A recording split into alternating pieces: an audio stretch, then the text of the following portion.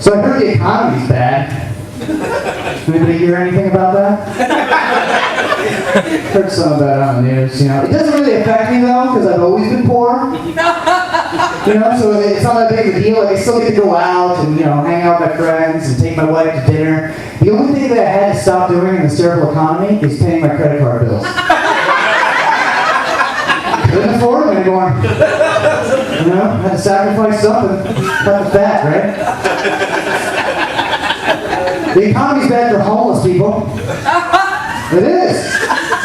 It's bad for homeless people. I know this because there's this homeless guy in front of the store by my house that's always shouting it. And finally one day I asked him, I was like, what's going on with the economy being bad for homeless people? And he said, well, back in the day when the economy was good, I used to be able to drink like some gin, mostly beer, almost every single night of the week. And now, since this economy is so terrible, I've been forced to drink, some beer, but mostly spray paint. Every single night of the week.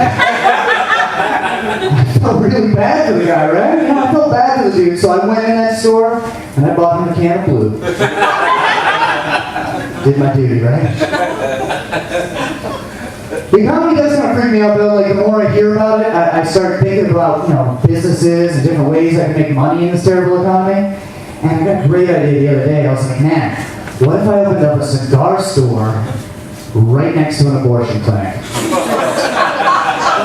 Now hear me out, okay? We would sell awesome custom-made cigars. Ones that said stuff like, it used to be a boy, or it could have been a girl, or I think our number one seller will be, the bitch told me she was on birth control. Some people didn't like that joke, but I'm like, it's just a joke. Sorry, I'm not really going to open up a cigar shop. It's not going to happen. Oh wow, I don't feel bad. Now I feel bad. If this guy wore a vegetarian shirt, you guys thought that was funny. It's still funny. Apparently. A lot of people name their penises. I read that like 80% of dudes actually have a name for their junk. Anybody? Anybody got a name? No?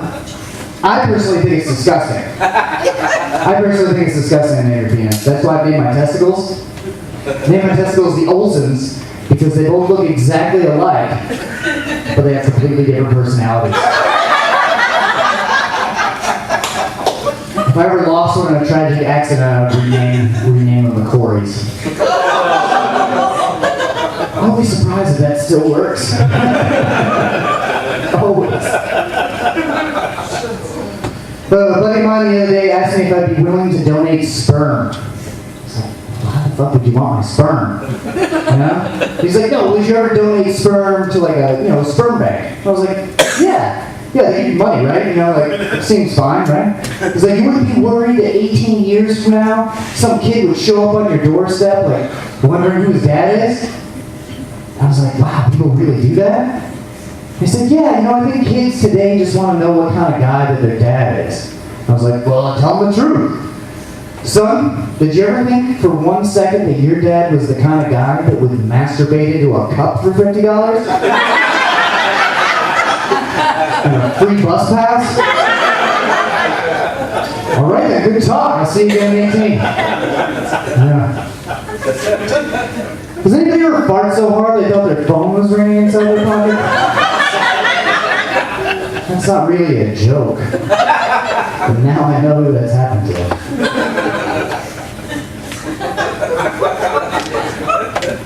Who likes reality TV? Anybody? No? Let me change your mind real quick. I want to make a reality TV show. It's going to be a combination of my two favorite shows. To make, one really awesome show. It'll be called I'm 16 and Pregnant Because of Wife Swap. Kind of more of a job. I think it'll work. Me and my buddy, we were sitting around watching, we were watching TV, we were watching a documentary on McDonald's. And I was high.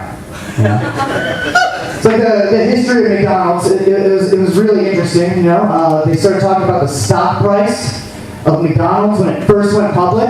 And I was like, whoa. what if we were around back then and we could have bought stock at McDonald's for really cheap, and then we'd be millionaires right now? And he was like, well, we were around when Google stock went public. We could have bought some of that for really cheap, and we'd be billionaires right now. And that's when I realized that I don't know what the fuck a stock is. Very embarrassing. Also explains why I have $11 in my savings account.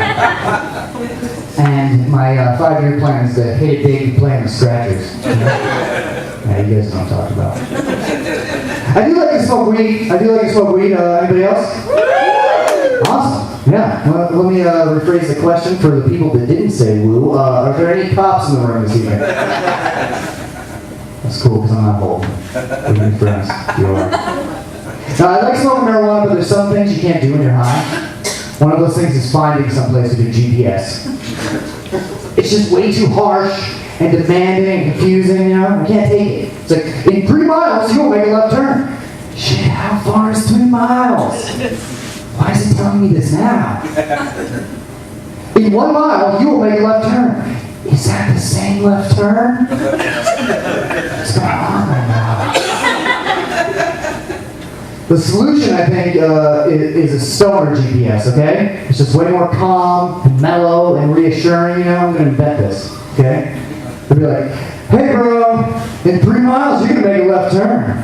But don't worry about it, because I'm going to tell you again. Alright dude, in 1 mile you can make that left turn. You can do this. Alright bro, I don't know what's going on, but you missed your left turn. You might be too stoned to drive. Recalculating for the nearest Denny's. I think it'll work out good. I'm going to get out of here in a second, but I'm going to tell you guys a quick story. You guys want a quick story? Yeah! I've been smoking weed for a while. I've been smoking weed for probably like 15, 16 years, you know, and it's always made me a little bit paranoid.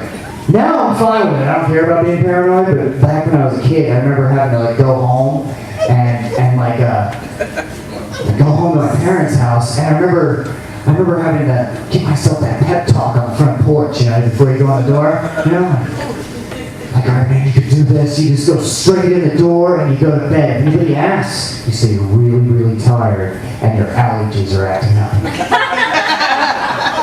So I walk in the front door, you know,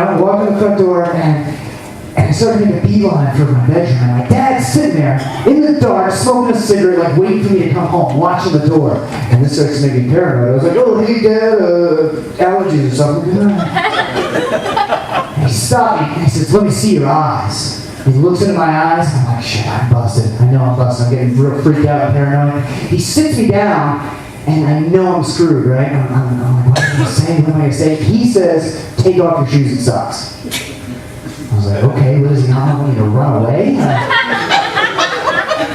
Doesn't want me to escape? I don't know. So I take off my shoes and socks. He grabs my feet, he puts them up on the table, right? And he starts searching through every single one of my toes, one by one, individually. And this is making me freaking paranoid, you know? It's freaking me out. Finally, he gets done, he takes my feet off the table, and he goes, all right, son, you can go to bed now. I was like, okay, Dad, but what was all that stuff with my toes? That was weird. He goes, I've been watching Dateline NBC, and they say kids your age are using heroin, and they're shooting it up in between your toes, and I just had to be sure it wasn't you. I was like, okay, Dad, that's not me. It's no big deal. I'll just go to bed now. He goes, no, son, it is a big deal. I'm really sorry. It's just all this weed I've been smoking. It's making me super paranoid.